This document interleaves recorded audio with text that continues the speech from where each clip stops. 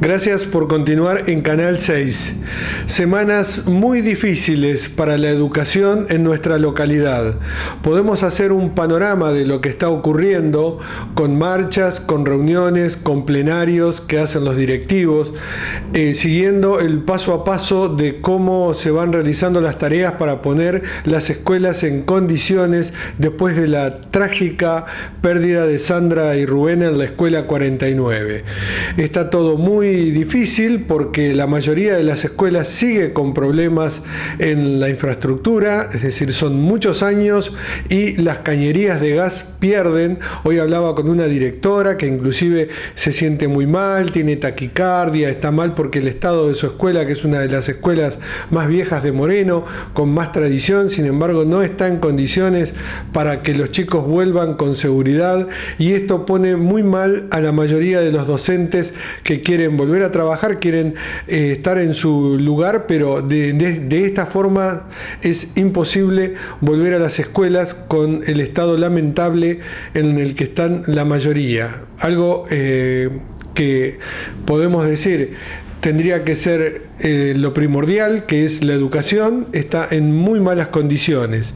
Dentro de esta cantidad de actividades que realizan los docentes en estas semanas, tristes semanas que estamos pasando después de la muerte de Sandra y Rubén, la escuela 55 junto con la secundaria 61 llevaron adelante una jornada de concientización, de trabajo con los chicos, almorzaron juntos y estuvieron hablando sobre la educación pública frente a su escuela, mejor dicho, al costado, en la canchita de fútbol, acá en el barrio Santa Paula de Trujuy.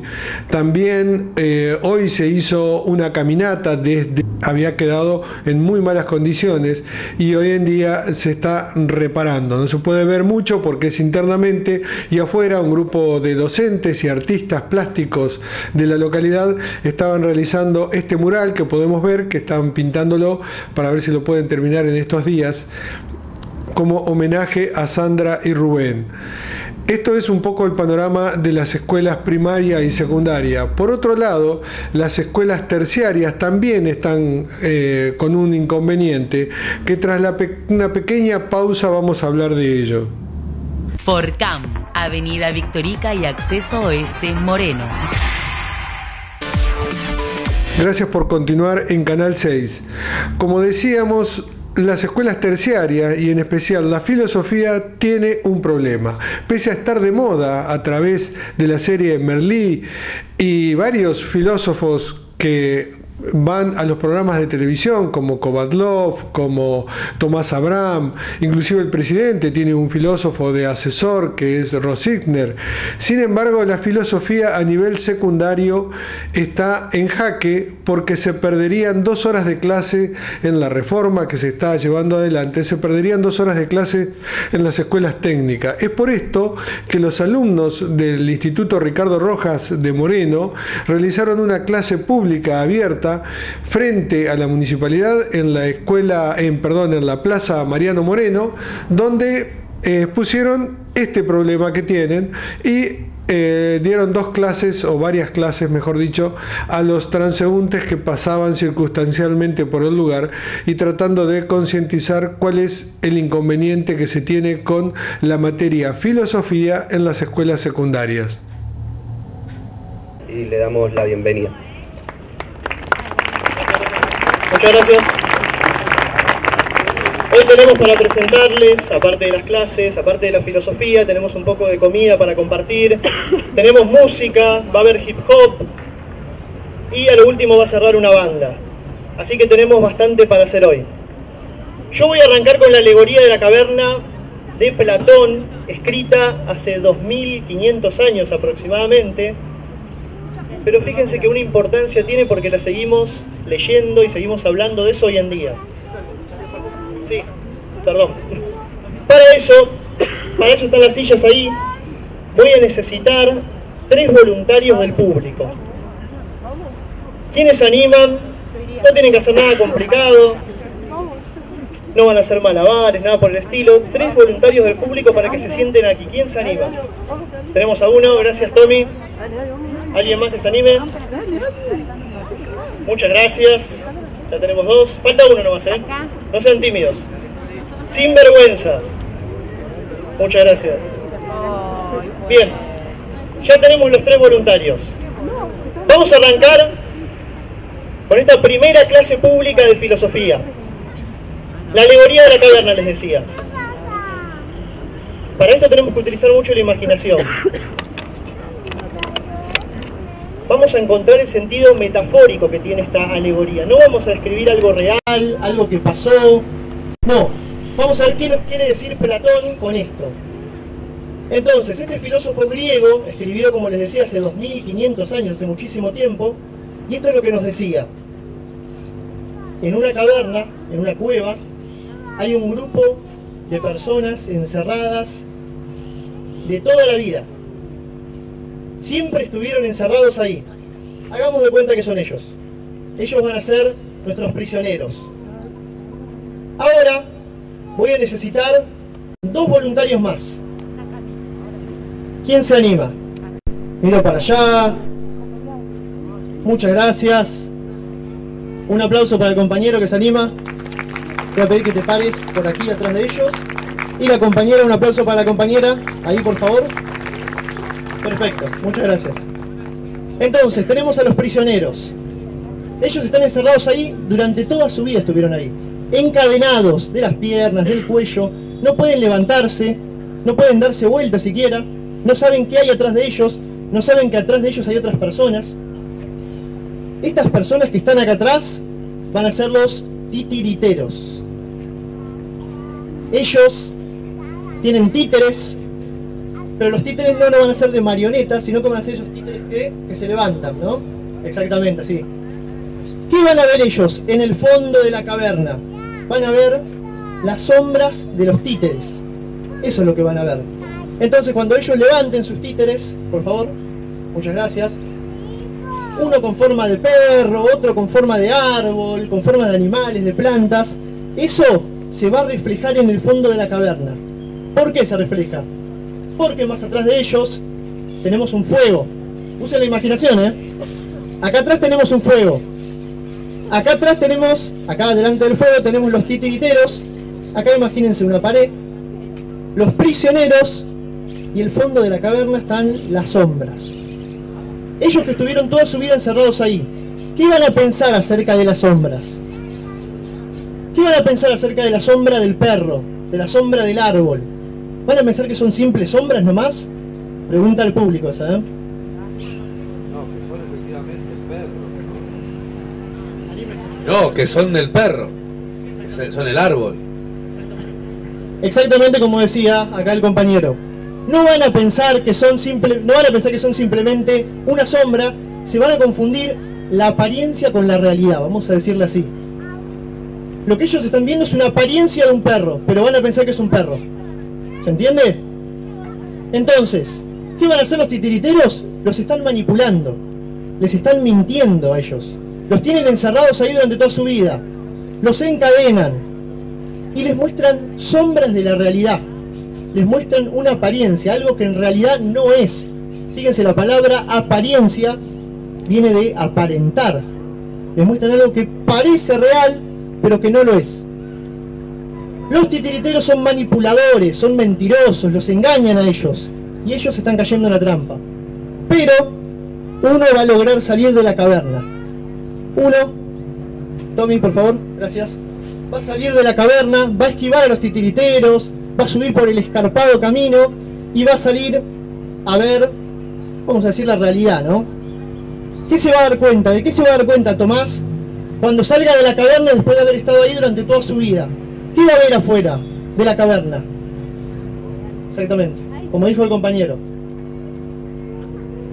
La realidad va a ver, porque lo que dijo anteriormente el compañero, valga la redundancia, los medios, sin ir más lejos hoy por hoy, nos mienten y nos dan algo ficticio de la realidad, entre comillas.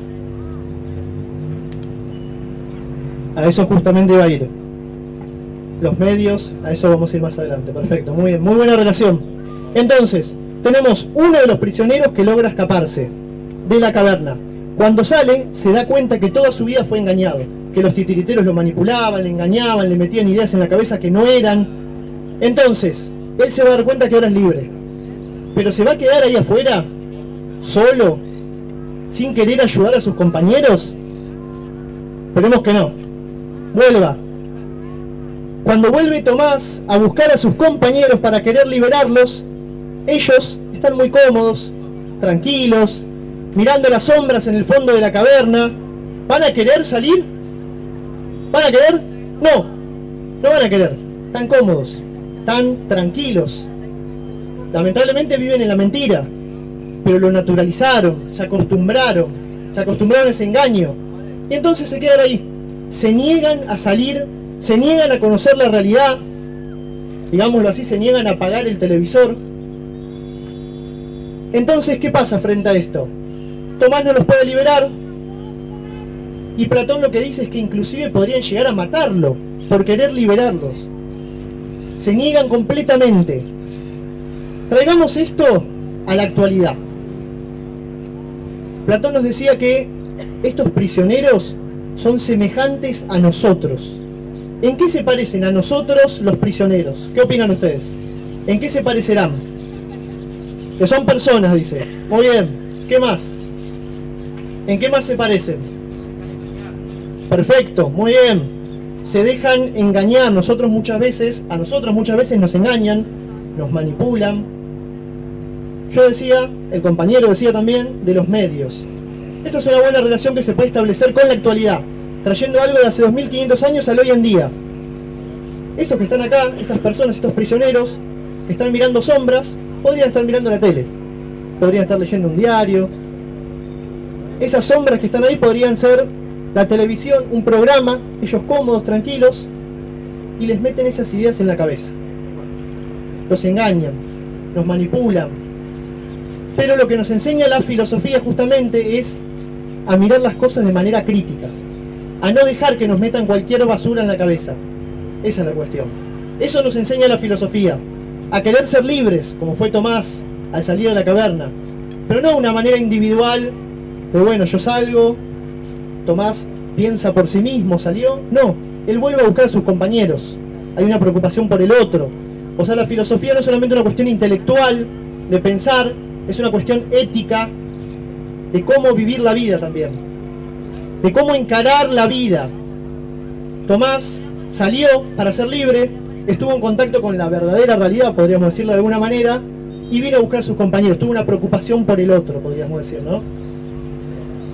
Esto es lo que podemos relacionar con la actualidad. No nos dejemos engañar. Los medios nos tapan la realidad. De estas cosas que están pasando no las dicen en ningún canal, en ningún diario. Igual, ojo, en ningún medio hegemónico. Los medios alternativos sí. Esta es la relación que podemos traer a la actualidad, y para esto sirve la filosofía. Para pensar por uno mismo. Para utilizar el pensamiento de manera crítica. Pensamiento crítico, gente. Muchas gracias.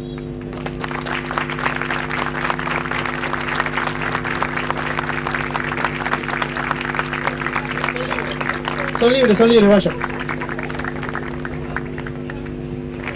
Primer apólogo chino, escrito por Leopoldo Marechal. Bueno, muchas gracias. ¿Qué tal? ¿Cómo están? Afortunadamente tenemos estudiantes en este instituto, en el Instituto Superior de Formación Docente de Ricardo Rojas, con esta polenta, con este empuje, que nos permiten recuperar entusiasmo, compromiso y vitalidad para pensar nuestras clases, para pensar el sentido de lo que hacemos, y justamente aquí, en un ámbito filosófico, ¿qué otra posibilidad que pensar el sentido justamente de lo que hacemos? Esto no es en sentido estricto una clase, sino una microclase. No sé si todos ustedes saben, pero hay una actividad específica dentro del ámbito de la enseñanza de la filosofía que se ha dado en llamar desde hace 4 décadas aproximadamente la filosofía con niños, y con niñas deberíamos decir ahora, y con niñes también. Y es una técnica, es un dispositivo didáctico relativamente sencillo, en el que cualquiera de nosotros, profesoras o profesores de filosofía, docentes de otras disciplinas, podría perfectamente subirse a esa aventura. Por supuesto que para subirse a esa aventura, la de filosofar con niños y con niñas y con niñes, habría que responderse primeramente la pregunta acerca de quién puede filosofar, si hay alguna limitación. Porque dentro del propio ámbito de la producción filosófica vamos a encontrarnos con distintas versiones. Habrá quienes digan que el filosofar es un asunto restringido a unas ciertas maneras de pensar y de producir el conocimiento filosófico, y que por lo tanto eso queda dentro de ciertos lugares, queda restringido quizás para unos pocos. Esa es una mirada que podríamos llamar un tanto elitista de la filosofía, un poco aristocrática también podríamos decir. Desde otro lugar, siendo un poco esquemático, podríamos posicionarnos en una actitud un poco más flexible, un poco más abierta, podríamos decir quizás, y ya para mencionar algún filósofo, a Gramsci por ejemplo, y digo una perspectiva en donde podríamos decir que cualquiera podría filosofar. Pero claro, ahí se abren todo tipo de dificultades y de discusiones acerca de qué significaría filosofar. El dispositivo de filosofía con niños es un dispositivo que utiliza la literatura como una posibilidad de mediación, de acercamiento a las propias trayectorias vitales, a las propias biografías, con la posibilidad de que esa mediación nos permita acercarnos a alguno de los personajes, identificarnos en la trama narrativa y a partir de allí hablar de nosotros mismos, animarnos a hablar en primera persona, aun cuando los asuntos que trate esa literatura, esa ficción, sean asuntos sumamente conflictivos para la existencia humana. De modo que esa mediación, al decir de otro filósofo, Paul Ricoeur, sería la posibilidad de una construcción o una reconstrucción de la identidad narrativa que cada uno de nosotros es. Cada uno de nosotros es en algún sentido una novela, un cuento, un personaje de algo que está siendo escrito, podríamos decir. Si hiciéramos la actividad completa, implicaría abrir una discusión que sería un tanto compleja y tomaría más tiempo que el que me han gentilmente ofrecido, de modo que voy a hacer la lectura de un cuento que sería un disparador, por ejemplo, para una clase de filosofía, en un ámbito formal o en un ámbito no tan formal, en un ámbito comunitario o no regulado como las escuelas, por ejemplo, ¿no? Y este cuento viene a cuento, podríamos decir, valga la redundancia, de ese argumento que circula actualmente acerca de la inutilidad de la filosofía. Es un cuento que está escrito, vamos a decir, no estrictamente por un filósofo, aunque aquí también nos queda como la dificultad de saber quién es o quién no es un filósofo y de tener que decidir si Leopoldo Marechal fue un filósofo, un escritor, qué es lo que fue en última instancia. Pero bueno, eso lo dejamos para otro momento. Aquí paso a leerles este cuento, que se titula, como decía el compañero, Primer Apólogo Chino.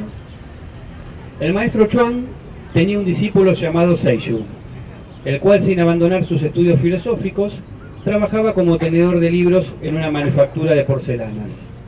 Una vez Seishu le dijo a Chuang: «Maestro, has de saber que mi patrón acaba de reprocharme, no sin acritud, las horas que pierdo, según él, en abstracciones filosóficas.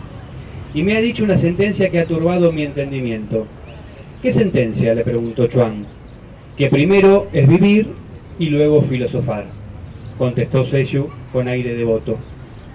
«¿Qué te parece, maestro?». Sin decir una sola palabra, el maestro Chuang le dio a Seishu en la mejilla derecha un bofetón enérgico y a la vez desapasionado. Tras lo cual tomó una regadera y se fue a regar su duraznero, que a la sazón estaba lleno de flores primaverales. El discípulo Seishu, lejos de resentirse, entendió que aquella bofetada tenía un picante valor didáctico, por lo cual en los días que siguieron se dedicó a recabar otras opiniones acerca del aforismo que tanto le preocupaba. Resolvió entonces prescindir de los comerciantes y manufactureros, gentes de un pragmatismo tan visible como sospechoso, y acudió a funcionarios de la administración pública, hombres vestidos de prudencia y calzados de sensatez. Y todos ellos, desde el primer secretario hasta los oficiales de tercera, convenían en sostener que primero era vivir y luego filosofar. Ya bastante seguro, Seyou volvió a Chuang y le dijo: maestro, durante un mes he consultado nuestro asunto con hombres de gran experiencia, y todos están de acuerdo con el aforismo de mi patrón. ¿Qué me dices ahora?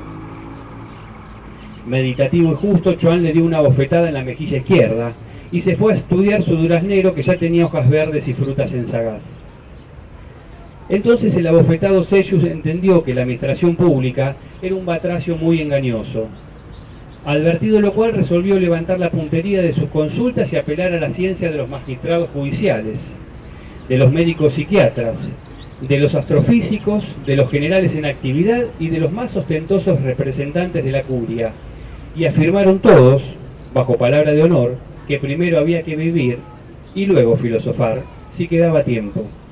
Con mucho ánimo, Seyou visitó a Chuang y le habló así: maestro, acabo de agotar la jerarquía de los intelectos humanos y todos juran que la sentencia de mi patrón es tan exacta como útil. ¿Qué debo hacer?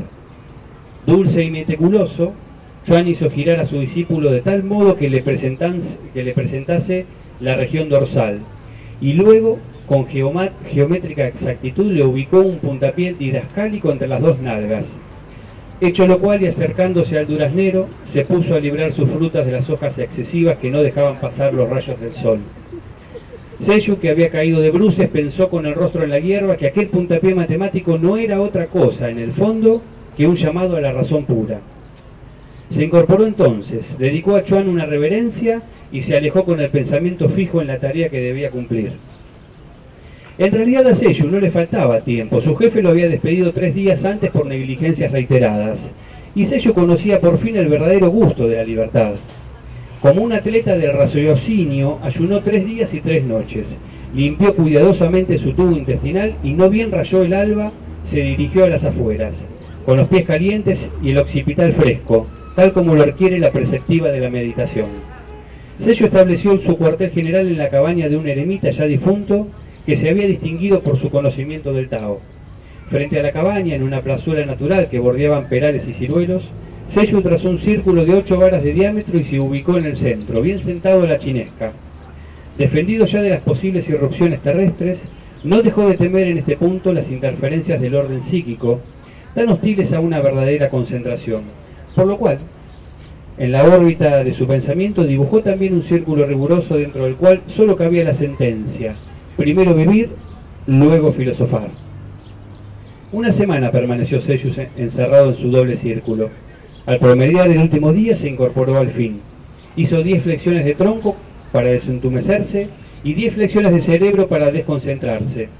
Tranquilo, bajo un mediodía que lo arponeaba de sol, Seyou se dirigió a la casa de Chuang y tras una reverencia le dijo: maestro, he reflexionado. ¿En qué has reflexionado?, le preguntó Chuang. En aquella sentencia de mi ex patrón. Estaba yo en el centro del círculo y me pregunté: desde su comienzo hasta su fin, ¿no es la vida humana un accionar constante? Y me respondí: en efecto, la vida es un accionar constante. Me pregunté de nuevo: ¿todo accionar del hombre no debe responder a un fin inteligente, necesario y bueno? Y me respondí a mí mismo: Seyou, dices muy bien. Y volví a preguntarme: ¿cuándo antes se ha de meditar ese fin? ¿Antes o después de la acción? Y mi respuesta fue: antes de la acción. Porque una acción libre de toda ley inteligente que la preceda va sin gobierno y solo cuaja en estupidez o locura. Maestro, en ese punto de mi teorema me dije yo: entonces, primero filosofar y luego vivir. Seyou no aventuró ningún otro sonido, antes bien, con los ojos en el suelo, aguardó la respuesta de Chuang, ignorando aún si tomaría la forma de un puntapié o de una bofetada. Pero Chuang, cuyo rostro de yeso nada traducía, se dirigió a su duraznero, arrancó el durazno más hermoso y lo depositó en la mano temblante de su discípulo. Muchas gracias.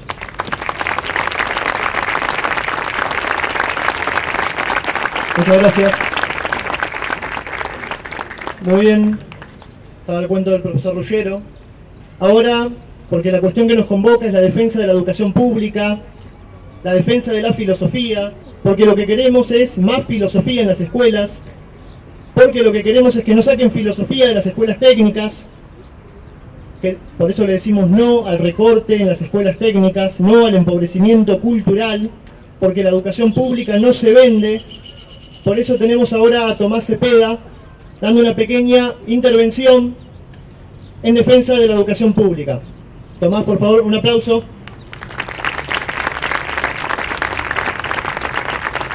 Gracias. Bueno, voy a arrancar con una pequeña historia como para introducir el tema y después voy a decir una pequeña reflexión que escribí. Cierta vez, un predicador cristiano se encontraba en Oriente y buscaba reunir en las calles y en las plazas a una pequeña porción de gente para llevarles la noticia del verdadero Dios. Muchos oyentes lo escuchaban sorprendidos y curiosos, e incluso había quienes llegaban a compartir el entusiasmo de aquel hombre que les transmitía su conocimiento con mucha seguridad y convencimiento. Una tarde el predicador llegó a un pueblo donde los hombres y las mujeres lo escuchaban, pero no parecían entender o identificarse con sus palabras. Cuando hubo finalizado su discurso, un anciano se acercó a él y le dijo: «Esa no es la verdad». El predicador, perplejo, le respondió: «¿Cómo dices? Esta es la verdad». «No», respondió el anciano, «esa es tu verdad, yo tengo la mía, y juntos debemos buscar la verdad verdadera». Ahora voy a decir una pequeña reflexión que hice pensando en el tema de la educación pública. Aquellos y aquellas que defendemos la educación pública entendemos que la verdad solo es verdadera en tanto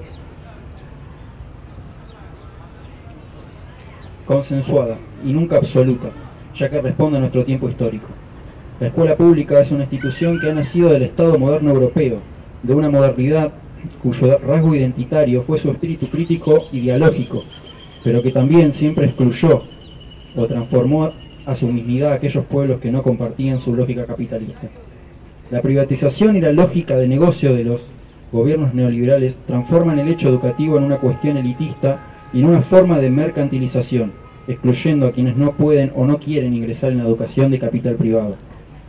Quienes nos reunimos hoy acá tenemos la necesidad de un espacio en donde se problematice, donde se debata y se reflexione en conjunto sobre los saberes que buscamos y legitimamos. Un espacio público no solo por ser gratuito, sino porque es allí donde podemos dialogar acerca de los saberes que producimos y para quienes los producimos.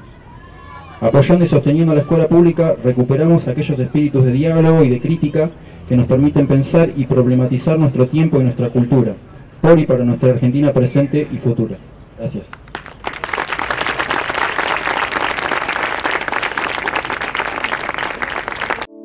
Consultorios Médicos Roca. Todas las especialidades, guardias clínicas y odontológicas, estimulación temprana. Consultorios Médicos Roca. Cumplimos 10 años en Trujuy. Realizamos aptitudes físicas todo el año. Avenida Roca 3652, Cruce Castelar.